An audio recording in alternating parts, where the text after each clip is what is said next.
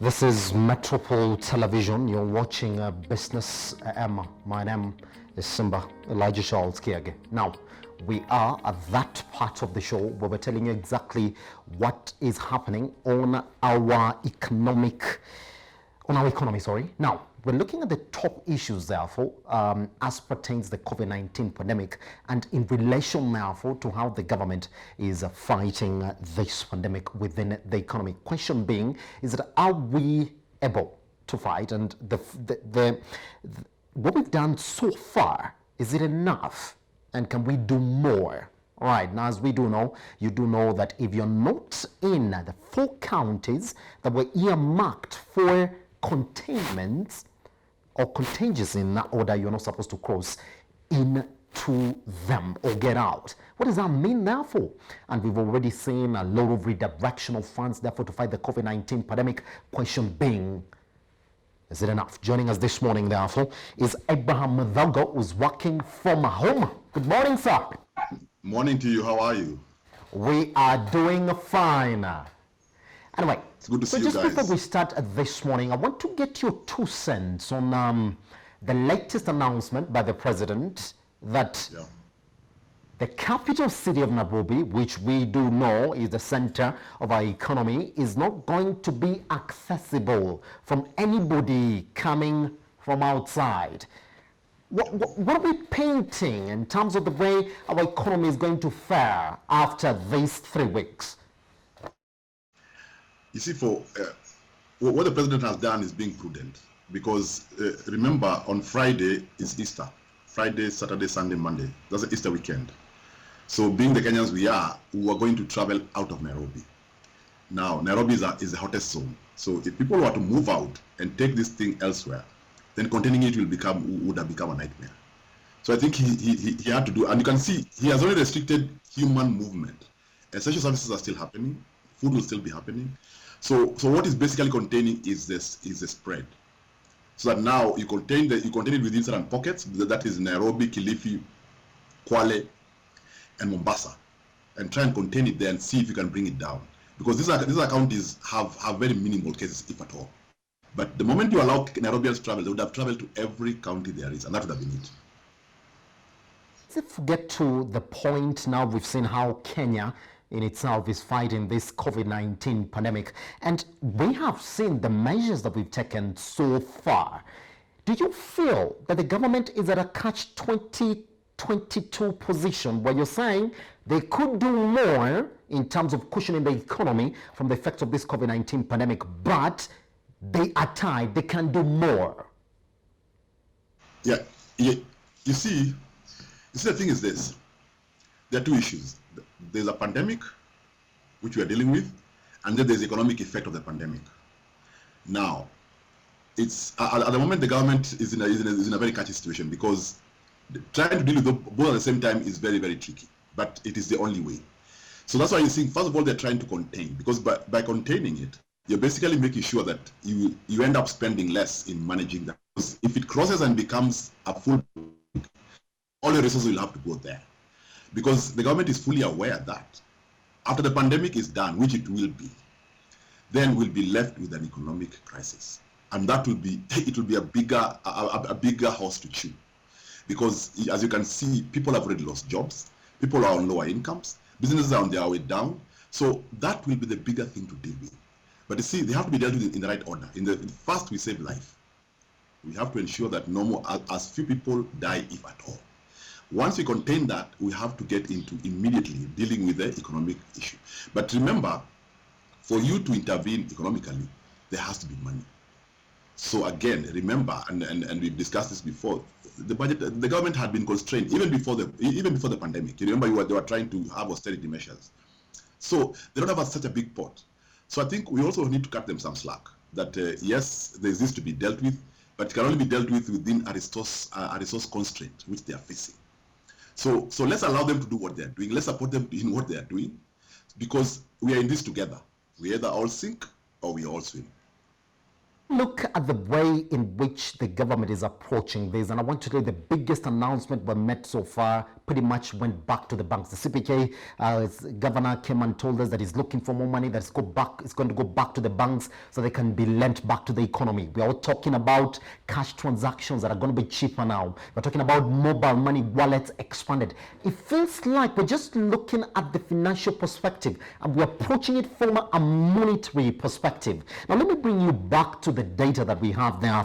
We see whether this is actually going to help business. Now, 61% of the businesses within the economy have said we're going to feel the heat of COVID-19 pandemic. Yes, we are going to lose jobs. Now, lately, we did see exactly what SGR has done for the next 21 days. That means as tourism and hospitality, to the little point that was left in the country, continues to be hit further and further. We do expect more job losses as well in the transport sector, which we also do know was reeling from the effects of this COVID-19 pandemic. Don't you feel now that the biggest announcement yesterday, therefore, other than this partial lockdown that we're talking about, is exactly, therefore, how we could have helped these businesses? I'll repeat. I think we have to do it we have to save life, then deal with the economy after that. But there's something you're saying about the economy, the effect of the economy. I think the effect on the economy will be more than 60%. Remember, if you look at this, the sectors that are doing well now is only food retail and Medicare. Everybody else is suffering. Why? Because the consumer changed his behavior. As the consumer changed his behavior because his priorities change to only consuming only those goods and services that sustain life, and that is food and ensuring that you're well. So you'll find this is the consumption of these goods will go down naturally because people are on survival mode. So until the threat of life goes away, there'll be a skew of consumption of those two areas I'm telling you about. The Medicare, just to keep safe, to sanitize, and when you get unwell, you take some medicine, and food retail because man must eat to survive. So the other sectors will continue to suffer. You can see the tourism industry has been literally on its knees, and all other sectors, transport, you name it. There's hardly a sector that is doing well apart from those two. That's a reality, and that's why. And those are the realities that the government is going to face once we flatten the curve on the COVID. So now we start thinking about how we're going to sustain the economy, and how long is it going to take. That is exactly what everybody's saying, that yes, we are aware, yes, the number one, the businesses are suffering, the people that are losing their jobs around here. Have we just left them to their masses? Because everybody's saying that you can't just announce that yes, we are well cognizant of the fact that we're going to suffer economically, but at the same time, these businesses that are paying taxes, these businesses now that are struggling to even get a shilling to pay their workers, you leave them to the dogs at their own masses. That whole figure, everybody's suffering. Is that not the moral aspect to the way in which we are dealing with this pandemic that nobody really wants to answer, and the government especially? Okay, I'm not speaking for government, but look at it this way. Right now,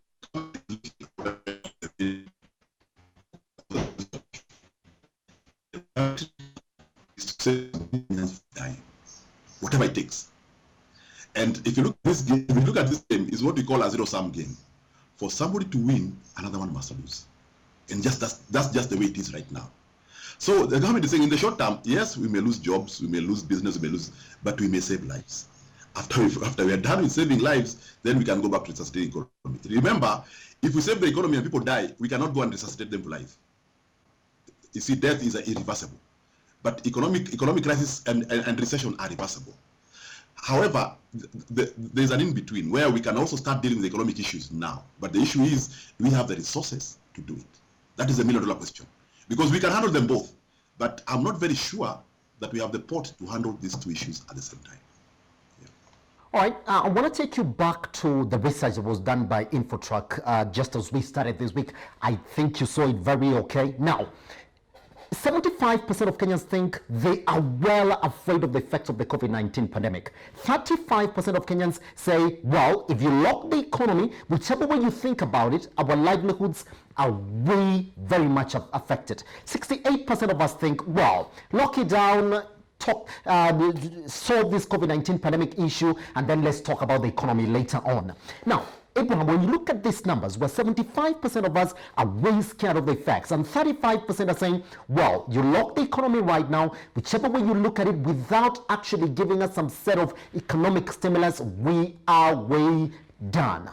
Is that not just a point showing us and the government that whichever measure you take, when you introduce a curfew, when you talk about cushioning the economy, when you talk about giving money to the banks and reducing interest rates, that at the end of the day, you have to have an economic package on the side. We've seen it elsewhere. We've seen it in Rwanda. We've seen it in South Africa. We've seen it in India. Why not Kenya?